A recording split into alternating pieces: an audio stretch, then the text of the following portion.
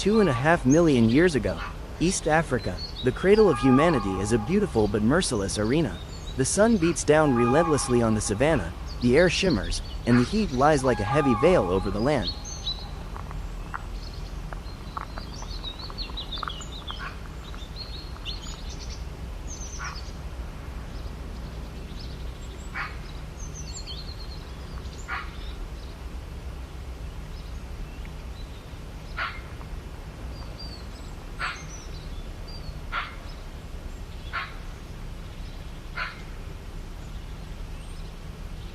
Our ancestors, Homo habilis, learned to walk upright.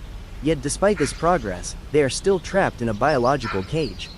Their teeth are not sharp enough to pierce thick skin. Their nails are not strong enough to break bones. Their bodies are not powerful enough to compete with the predators that rule this world.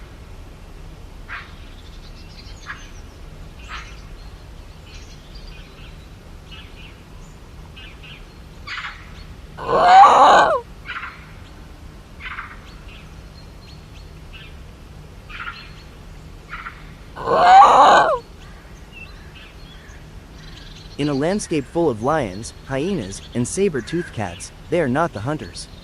They are the scavengers.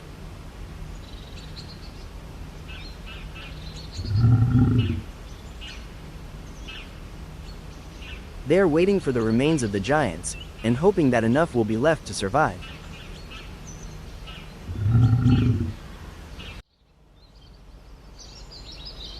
But even that is becoming more difficult. The dry season is getting longer. Prey is becoming scarcer, and every day is a fight against hunger, heat, and fear.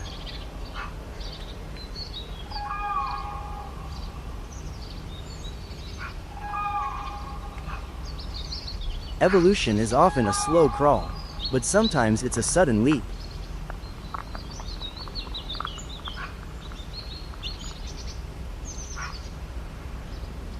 Imagine hunger.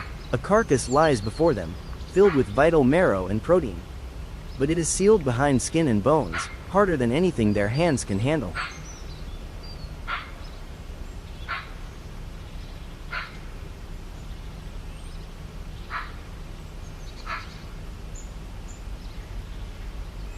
For millions of years, nature has provided tools: claws, fangs, muscles, speed.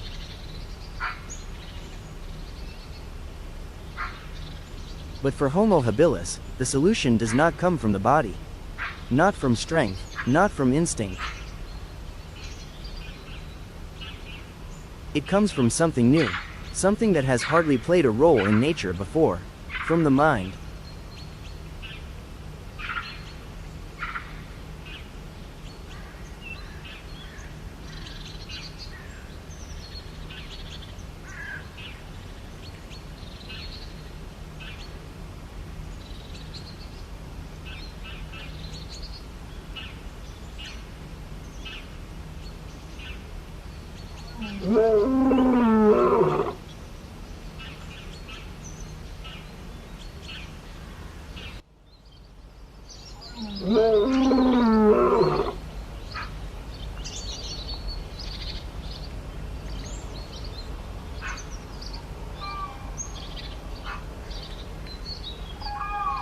Then it happens. A lone ancestor sits by a dry riverbed. He picks up a stone. Then a second, perhaps out of curiosity, perhaps out of frustration, perhaps by chance.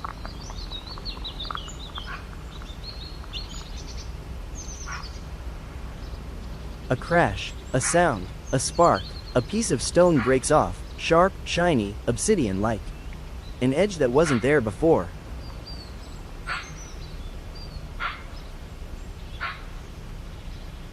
Let's look closely into his eyes. This is not just a broken stone. This is the first moment in which a living being consciously reshapes the world to adapt it to its needs. But the story doesn't begin there. It begins today, at an archaeological site in the Oldowan Gorge in Tanzania. The sun is high above the endless savanna, and the wind carries millennia of fine dust across the red rocks. The brushes move slowly, almost reverently, as if uncovering a secret that the earth has kept hidden for far too long.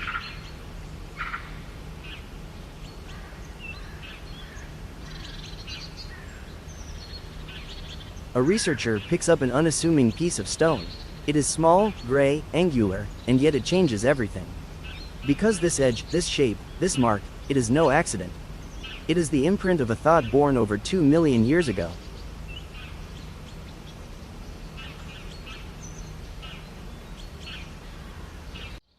Oldowan Gorge, the trail of the first tools begins. Here begins the story of our intelligence.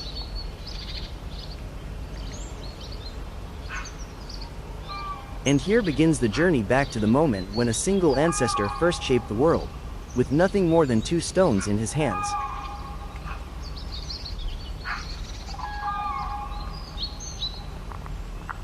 Oldowan Gorge is no ordinary place. It is an archive of humanity, layer upon layer, like the pages of a book written by the earth itself. Here, researchers found not only tools, but also the traces of those who used them.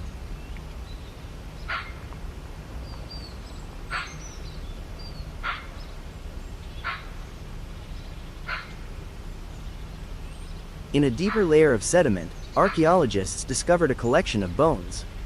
But these bones were different. They bore fine-cut marks, thin, precise, unmistakable. Not from teeth.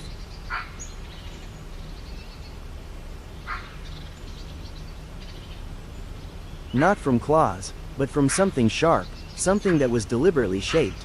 These marks are the first evidence that our ancestors not only made tools, but mastered them.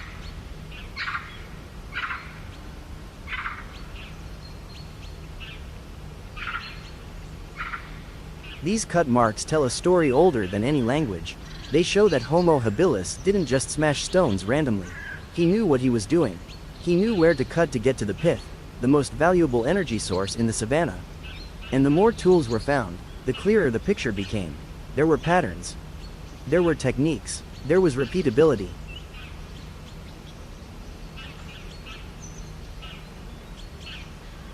At some sites, veritable tooling areas were discovered, places where dozens of flakes lay, as if someone had sat there and worked stone after stone.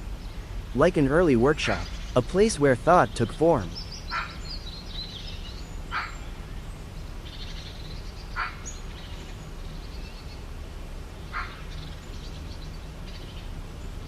And then they found something that changed everything. A single tool, perfectly shaped, with an edge so even it looked almost modern. It lay next to a large animal bone, its marrow cavity neatly opened.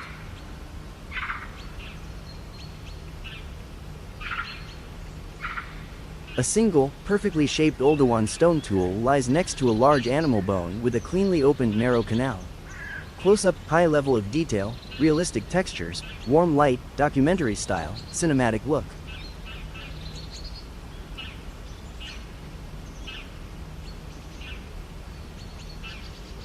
But the finds at Oldowan tell us even more. Among the tools and bones, researchers discovered something that initially seemed inconspicuous, a collection of stones that were not from the region. They had been transported for miles. Why? Because they were easier to split. Because they produced sharper edges. Because they were tool material. This means Homo habilis thought ahead. He gathered raw materials. He planned. He prepared for situations that hadn't even occurred yet. This is not instinct. This is intelligence.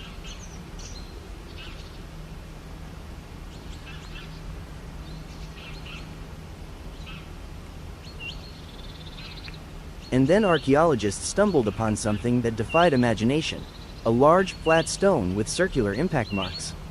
An anvil, a tool for making tools.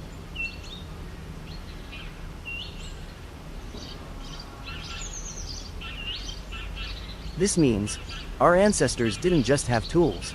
They had tool technology. They had places where they worked. They had methods that they passed on. Perhaps from parents to children. Perhaps from group to group. Perhaps across generations. Here, in these traces, begins what we call culture today. And so every trace, every splinter, every edge leads back to a single moment. The instant when an ancestor struck 2 stones together and understood that the world is malleable. That moment was the beginning of a revolution that continues to this day. Because from those first blades, better tools emerged.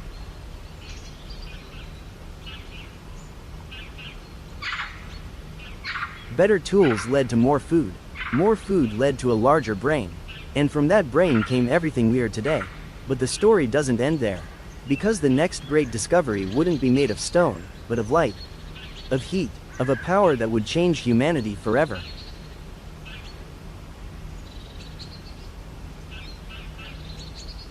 This concludes our journey into the origins of human ingenuity. If you've stayed this far, thank you from the bottom of my heart. You are one of those people who want to understand where we come from, and why we are who we are today. If you enjoyed this episode, please support this project. Subscribe, turn on notifications, and continue to join us on this journey through human history. Because in the next part, we'll encounter a force that changed everything, a power that can give warmth but also destroy. Fire. Thanks for watching, and see you in the next episode of Echo of Ages.